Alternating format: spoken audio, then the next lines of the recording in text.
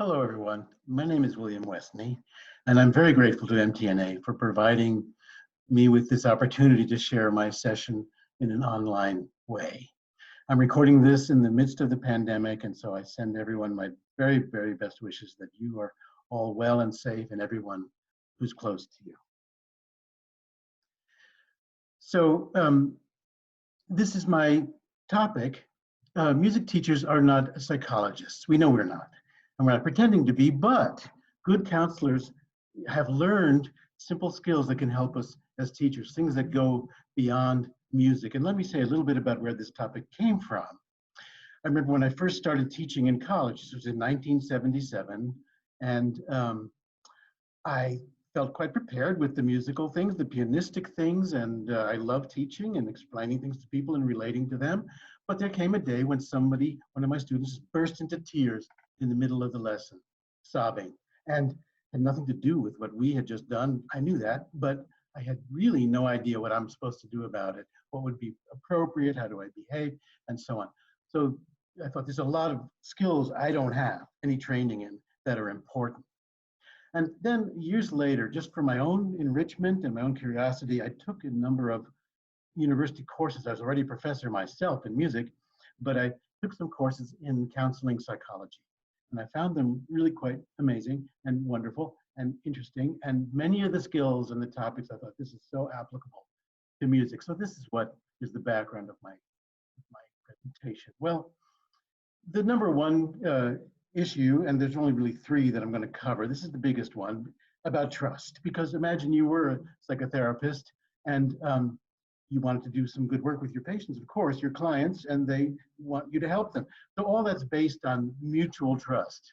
And once that is there, many wonderful things can happen. And the same thing with us. If we can establish, you know this from your experience, a really strong feeling of mutual trust, we can be frank with each other, we can crack jokes, we can challenge a student to take risks that they might not have taken because they trust us so much.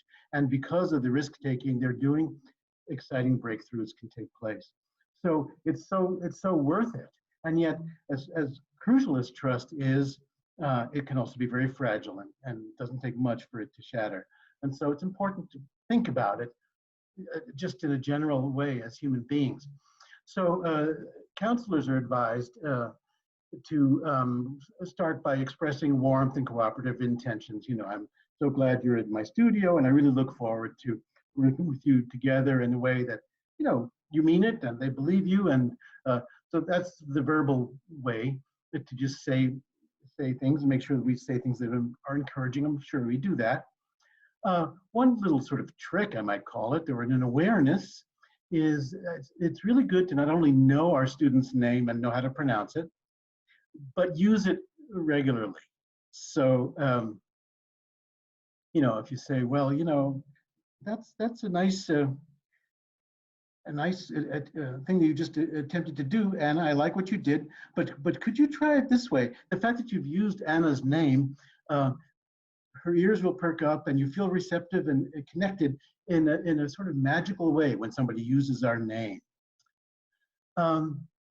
Even more important, though, is something I want to delve into a little bit, and that's the nonverbals, because as we know, everything we do as human beings, we're attuned to each other, and everything sends a message. And the nonverbals are so important. Let me move myself over here out of the way. It's well over half the communication, the message sending is from the things we're not saying, but the things we're doing, how we're acting. And what's powerful about this is that it can't really be fake. This is what they say. Human beings have radar for the truthfulness of nonverbal things, and has a great impact. And that's why we have this very great importance of what they call congruence. The words and actions should be together, like geometrical figures that are congruent. If they're not, people are very uneasy and don't trust us. So if you kind of lean back and your arms are folded like this, and you say, well, I'm very glad to see you, and you're doing really well, and I think you're going to do fine. Yeah, very good job.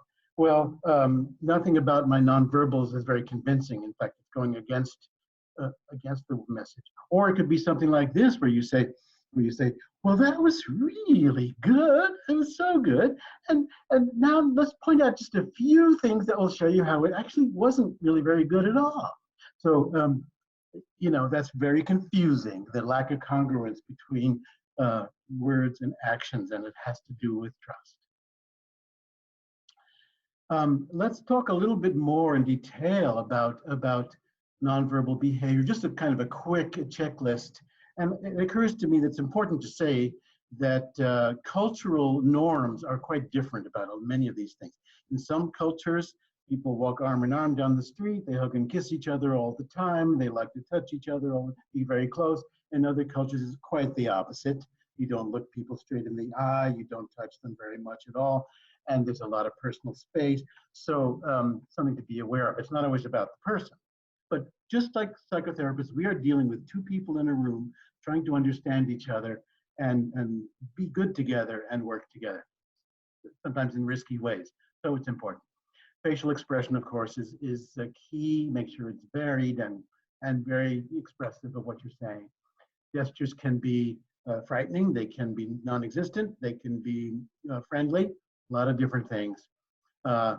Use of voice, as I just illustrated, can have something to do with it. Again, as I showed, closed posture like this and legs crossed and leaning back, it can look very protected and defended, and people don't feel like they want to necessarily trust us. We don't seem to trust them. Whereas if we're open and we're leaning forward, and I think it makes for a good feeling in the lesson.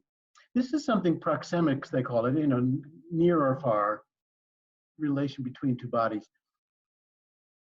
We have a lot of control over this in a music lesson. Usually the students are in one place, whatever instrument they're at, and we can be sitting next to them, close, or we could be at a distance, or we could be standing, or we could vary our where we are in relation to them, and be aware of it. It's not only what we want to do, it's what they seem to need. And this involves just a kind of a constant noticing, monitoring what's going on with this person. We want to be chameleons as much as possible. It respects the student. It helps them to succeed if we can be chameleons for them in a certain way. About personal space, I made a discovery one time. I was taking a coaching session in New York with one of the professors at Juilliard, brilliant man with great information that he could give you in a short time. So I was sitting at the piano and I'm about to start playing some big demanding piece, and he pulled up his chair, kind of right by my right elbow, and opened the score and adjusted his glasses. He's all set. And I found myself like, I can't do this. So I kind of looked at him. I said, would you mind if you went back in that direction about 10 feet? And he looked really surprised, like, what's your problem? But I knew I can't play with you. You're going to sit right at my elbow. I can't. So important to know that we all have our needs. Eye gaze can, again, as I said, be either direct or not. Haptics, one more personal story about touch. It conveys power, it conveys close, it conveys a lot of things, how we touch people or don't. Of course, we're very aware of how to be careful about asking permission to touch people these days. But I remember when I was about 18 or so with a very influential teacher that shaped my life and encouraged me to become an artist. And I was about to tackle, I think it was the Brahms Handel variation, something that was quite difficult, never done it before, anything like that quite. And I thought, wow, this is going to be quite something. And he gave me a look and he sort of clapped me on the shoulder. He said, hey, come on. He said, listen, man, you're going to figure it out. I know you will. And I can still feel that nice, encouraging, warm, hey, you're going to be great. And it helped me more than the words that he was saying. So very quickly, of course, there's other ways within the music studio to get people's trust. We have to know our stuff and demonstrate that we know our stuff. They will trust us. The things we say demonstrably solid and good, and if we can play really well and show that we do that, that will garner lots and lots of trust. And even more to the point, if we can cause in 5 minutes our student to succeed and say, wow, how did I do that? Because of some intervention that we did. Huge amounts of trust come from that. But let's let's go with my topic and cross over the line into another profession and see what are some of the skills that specific things that counselors are taught to maintain and or establish trust. One of the main ones is respond sensitively to your client or your student's self-disclosure. They offer you something. Say something. Maybe it's a little hard for them to say. Or maybe oftentimes music students are kind of don't say a lot. They might be a little intimidated by the whole situation, no matter how we act. And so when they do say something, we have to be sure, I'm sure we all do this, but anyway, we have to be sure to like be quiet, very attentive, very with them as they're speaking, and hear it, and then maybe even refer back to something that they said so they know we're listening very, very, very well. We don't want to respond quickly or glibly or say, oh yeah, well, I know what you're talking about. That's something like that, especially if they're new and we're establishing a relationship. If they know we listen really, really beautifully, they're going to want to say more and more and more. People love to be listened to. Here's a wonderful thing I learned from these courses I took. Offer your own self-disclosure as appropriate. Psychologists do this when the going gets too intense for the client. They say, well, let me tell you about something that happened to me one time. And these stories have to be not self-glamorizing, self-glorifying. They have to be something where you do not come off so well. You kind of laugh at your own foibles, feet of clay. And so just as you may have shown your student how wonderfully you can play, but you might also say, oh, I remember a time when just about your age, I was trying to master these trills and oh, they were driving me crazy. I would come back every day and say, it's not getting any better. And so your story unfolds. It's very, very important and it's trust building. And here's one that I really love, and it's so crucial.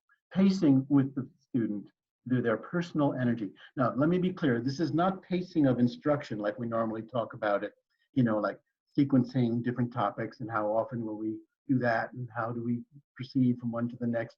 That's pedagogical pacing. This is about personal pacing. Really, again, watch person closely. What are they like? And see if we can kind of join them a little bit in what they're like. It doesn't mean we have to do this forever or we don't have to stop being who we are. This is the kind of skill that very successful car salesmen do, or any kind of salesperson. They watch the person who comes in the showroom, and if this happens to be a customer who is valuable and talks loud and likes to tell a lot of jokes and whatever, never shuts up, well, you can do a little bit of that too. I mean, it doesn't kill us to try a different mode and say, oh, I can talk loud and I can, be an extrovert even if I'm not normally. Whatever it might be, teachers of any kind have to be a little bit of a performer. This is not disrespectful. I don't see it that way at all. It's a matter of seeing if we can increase the comfort. Or, so you may be a teacher who says, I'm kind of a live wire and I'm a riot. When people come into my studio, I like to keep the energy really high and it's so much fun. And, I want to make it so lively for everybody. That's what I like to do. That's me. I'm kind of crazy. Well, that could be fun for people who appreciate that and are comfortable with it. It could be very much not fun for someone who's not comfortable with that, who's someone who likes to have space and quiet and think before they speak. So we might say, let me match your rhythm and your energy. I do this all the time. It works like magic. Okay, now we're at topic number 2, crisis management. And this is what I mean is something like where a student, it doesn't happen often, but someone who becomes truly emotional. Something has happened and they worked really hard to be in the local festival and they thought they did the best job they could and they were really nervous and they really tried so hard, they did very well, and they didn't get any of the first, second, or third prizes. And they feel very crushed about it and embarrassed. So they come in, a junior high school student, and he slams down the book and he says, I hate this. I don't know what else I could have done. I mean, I tried so hard, and there are tears in his eyes. It can happen. So now we have a bit of an emotional crisis. Feelings are very real. They can never be talked out of. So let's talk a little bit about a kind of rundown of what have been categorized as some of the ways that people tend to respond to this. And I've called some of these sort of teacherly responses. Why? Because we are teachers. We're supposed to have answers. We're supposed to be source of solutions to problems, right? That's what we do. And so we tend to be what they call evaluative in our response. This tends to also, for most people in the world, if someone around you is upset, your child or your partner or anyone, it's so easy for us to sort of try to fix it. Here's what you need to do. Do that. We want to give them advice. And there are many reasons why this is not the best thing to do, at least not at the beginning. All the responses I'm going to show you have great value and have a place where they can be used. But what's tricky here is, what do you do at first? If you start off by saying, well, you should have done this, or here's how you can do it better next time, they don't want to hear you because they can hear you because they're involved in their feeling. And also, it's not so great because part of our motivation for offering a fix is that we are uncomfortable with their being upset. We want them to stop being upset. So if we fix it right away, everyone will be happier. So let's go on. We could also want to interpret. Oh, I see what happened. This is just like what happened last year when you might have a wonderful analysis, but I wouldn't lead with that for the same reason. A little disrespectful. Even being reassuring. Oh, there, dear. Please don't be upset. It's going to be fine. Next year you'll do much better. That's nice. It's not bad. But it's not totally nice because it's a way of saying you shouldn't feel the way you do. Let's shut down your feeling, and then we'll all be better. Probing. Well, are you talking about the Beethoven only, or was it all the pieces you played that you screwed up, or whatever it is you want to? We might want to get into that fact finding. That is part of our job, for sure, but not right now. But of course, the humane and respectful and most helpful response is what they call active listening, or an understanding response. And this is unfailingly a good way to start. Just stay with them, slow it down, hear them, and say something about it. Wow, I can see this is really getting to you. I'm so sorry that it's been so tough. I mean, I know that's really, really hard to do. What I hear you saying is, you didn't expect it, right? You worked so hard. Try to paraphrase, stay with their feeling for a while. I know you know these things, but it's good to articulate them. And then finally, confrontation or conflict. Again, most people would say, I don't like confrontation. And they're right. I don't like confrontation either. But it can happen, yes. And so again, we may not be trained.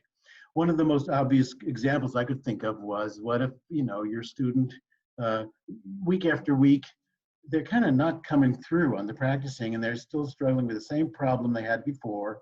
And you say, hey, did you try that the way that I showed you? They say, yeah, I did that, but I don't know. And you're pretty sure they didn't. And you're pretty sure they're basically not telling you the truth. And it's gone on more times than not. And that makes you feel bad inside, and you're not sure what to do about it. And so this can't go on. And if it does, no one will benefit. So some kind of a confrontation about this needs to happen. So one thing to keep in mind is that conflicts are a very normal part of our life. Any relationship we're in, with our families or friends or anybody, there can be conflicts. How can there not, if the relationship matters? Conflicts can be beneficial, clearly, because if we look back on a tense, difficult conversation that we once had, we think, oh, thank God we worked that through. I mean, cleared the air, and it's so much better now. Feel really good. And this is interesting, I think. Conflicts are more likely to happen when we have something at stake. If we didn't have anything at stake, we wouldn't bother even engaging in a conflict with somebody. So it denotes the fact that everything really does matter. I think this is kind of a cute little chart. Like if you look all the way at the left, it says, if you're maintaining the relationship is not important, you can try different styles. You could be a shark. You could call up a company that, you're very annoyed with them for giving you bad service and you need satisfaction. And you say to the person, well, you're not getting anywhere from me. I need to talk to your supervisor. Please put me through. That's a little bit of a shark move, but you're never going to meet that person, and you really don't care. Or you could avoid the whole thing and be a turtle. I think we're mostly over on this side. If maintaining the relationship is important on the right side, then would want to be an owl, or maybe a teddy bear that says whatever you want is fine, but more like the owl where let's be wise and think about it and collaborate, or some compromise. Anyway, kind of a cute way to talk about there's a reason for different confrontational styles. But here's some good strategies, I believe. Allow time for this. We're going to spend a little time talking about this. Let's go over here, away from the piano or whatever instrument. You can sit on the couch and I'll be here. Let's spend 5 minutes. I want to clear something up with you. That gives it importance. I'm not going to say to the, well, you seem to think you can just waltz in here every Thursday and pretend you know. I mean, that's pretending you know what somebody's thinking. We don't know what they're thinking, but we do know what we're thinking and feeling, and we're people too. We're per person, and we can say it. I like to do a good job, and I enjoy the lessons, but it does frustrate me when I just don't understand whatever. Speak about yourself and that feels much better. We have feelings.